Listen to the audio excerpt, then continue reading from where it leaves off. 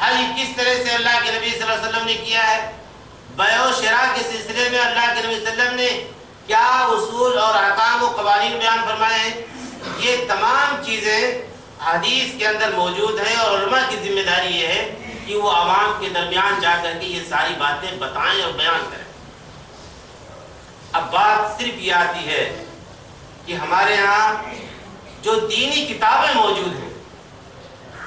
بہت ساری دینی کتابیں ہیں جس سے ہمیں عقیدت ہے، محبت ہے، ہم ان کو پڑھتے ہیں، پڑھاتے ہیں، علماء ہماری زبان میں کتابیں لکھتے ہیں اور اسے فریب چھاپتا ہے، بیچتا ہے اور دنیا بھر کے اندر پھیلاتا ہے۔ ہم اپنے کام کی بہت ساری کتابیں خرید کر کے لاتے ہیں۔ یہاں ایک بات اصولی طور پر ہمیں یاد رکھنی چاہیے کہ جتنی دینی کتابیں ہماری اپنی زبان میں ملتی ہیں، ان کو پڑھتے ہوئے یہ ضرور خیال رہے کہ اگر کوئی مسئلہ بیان کیا گیا ہے تو اس میں حوالہ کس کتاب کا دیا گیا، کوئی واقعہ بیان کیا گیا ہے، صحابی کا کوئی واقعہ بیان کیا گیا ہے تو حوالہ کس کتاب کا دیا گیا، وہ کتاب کیسی ہے سند کے اعتبار سے۔ شاہ ولی اللہ محدث دہلوی ہندوستان کے ایک بہت بڑے عالم گزرے ہیں، انہوں نے حجت اللہ البالغہ کے نام سے ایک کتاب لکھی، بہت مشہور کتاب ہے، اور واقعہ یہ ہے کہ شریعت کے تمام احکام کی حکمتیں کیا ہیں، اس کے رموز کیا ہیں، دنیا کے اندر واحد کتاب اس فن پر اور دوسری کتاب لکھی نہیں گئی۔ شاہ ولی اللہ محدث دہلوی کے ذریعے سے ہندوستان کو یہ فخر اور اعزاز حاصل ہے کہ اس موضوع پر دنیا کی یہ واحد کتاب۔ اس کتاب میں انہوں نے حدیث کی کتابوں کی کٹلاگی کی کہ سب سے پہلے درجے میں حدیث کی کون سی کتابیں ہیں، دوسرے درجے میں کون سی ہیں، تیسرے درجے میں کون سی ہیں، چوتھے درجے میں کون سی ہیں، پانچویں درجے میں کون سی ہیں اور چھٹے درجے میں کون سی ہیں۔ پہلے درجے میں انہوں نے بخاری اور مسلم اور موطا امام مالک کو رکھا ہے، دوسرے درجے میں انہوں نے سنن اربعہ یعنی ابو داؤد، ترمذی، نسائی، ابن ماجہ کو رکھا، تیسرے درجے میں انہوں نے اور کتابیں لکھی، پانچویں اور چھٹے درجے میں چھٹے درجے کی کتابوں کے بارے میں شاہ ولی اللہ محدث دہلوی نے لکھا ہے کہ یہ وہ کتابیں ہیں جن کے اندر دونوں طرح کی حدیثیں موجود ہیں، صحیح حدیثیں بھی موجود ہیں، موضوع اور صحیح روایتیں بھی موجود ہیں، اور صحیح حدیثیں جو اس کتابوں کے اندر ہیں وہ پہلے کی کتابوں کے اندر موجود ہیں، یعنی بخاری، مسلم، ابو داؤد، ترمذی، نسائی، ابن ماجہ میں کتابیں موجود ہیں۔ جو حدیثیں الگ سے نقل کی ہیں انہوں نے، ان میں سے بیشتر ضعیف اور موضوع۔ تو یہ مختلف قسم کی حکایات اور واقعات اور بعض عجیب و غریب چیزیں جو ہمارے ہاں دین کے نام پر رائج ہوئی ہیں، شاہ ولی اللہ محدث دہلوی نے چھٹے نمبر پر اور پانچویں نمبر پر جو کتابیں لکھی ہیں، جیسے ابو نعیم اصفہانی کی حلیۃ الاولیاء ہے، ابن ابی دنیا کی کتابیں ہیں، اور امام غزالی کی کتاب کا نام ہے احیاء العلوم کے اندر بہت ساری موضوع ضعیف روایتیں موجود ہیں۔ تو ان کتابوں کے حوالے سے بہت ساری باتیں دین کے نام پر مسلمانوں کی زندگی میں یا مسلم معاشرے کے اندر پھیلائی گئیں، اور ہم عقیدت و محبت سے یہ سمجھتے ہیں کہ یہ تو علماء کی لکھی ہوئی کتابیں،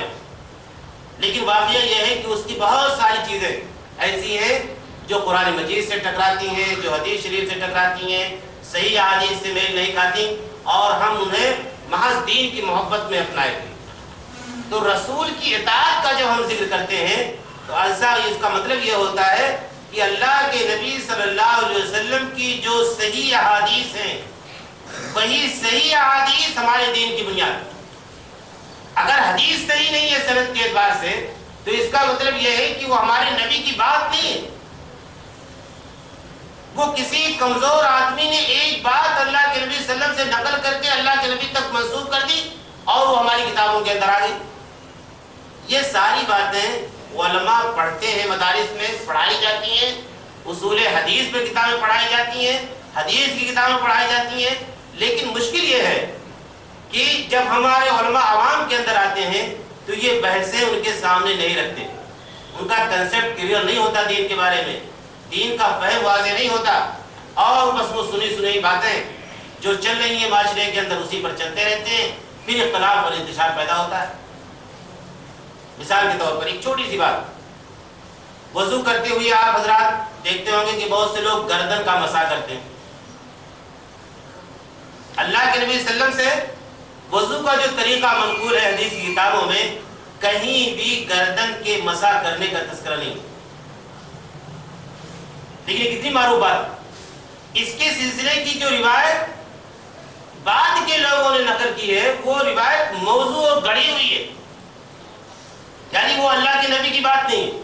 لیکن اتنی زیادہ معروف و مشہور ہو گئی یہ چیز کہ آج اگر کسی سیدھے سادے مسلمان کو آپ بتائیں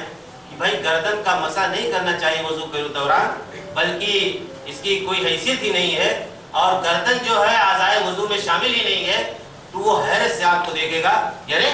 میں نے دینی کتابیں پڑھی ہیں، علماء نے بتایا ہے اور فلاں عالم نے وضو کا طریقہ بیان کیا اور میں فلاں جگہ گیا تھا وہاں مجلس ہو رہی تھی وہاں انہوں نے وضو کے طریقے بیان کیے جس کے اندر گردن کے مسح کا تذکرہ کیا، تو وہ آپ کی بات کو نہیں سنے. اب اگر اس کے دماغ میں یہ بات آ جائے کہ اللہ کے نبی صلی اللہ علیہ وسلم کی طرف منسوب ہونے والی حدیث صحیح ہونی چاہیے، اسی حدیث پر ہمارا عمل ہونا چاہیے، تب جا کر کے اس کا ذہن کلیئر ہوگا. لیکن ایک بات اس سلسلے میں اور پھیلا دی لوگوں نے،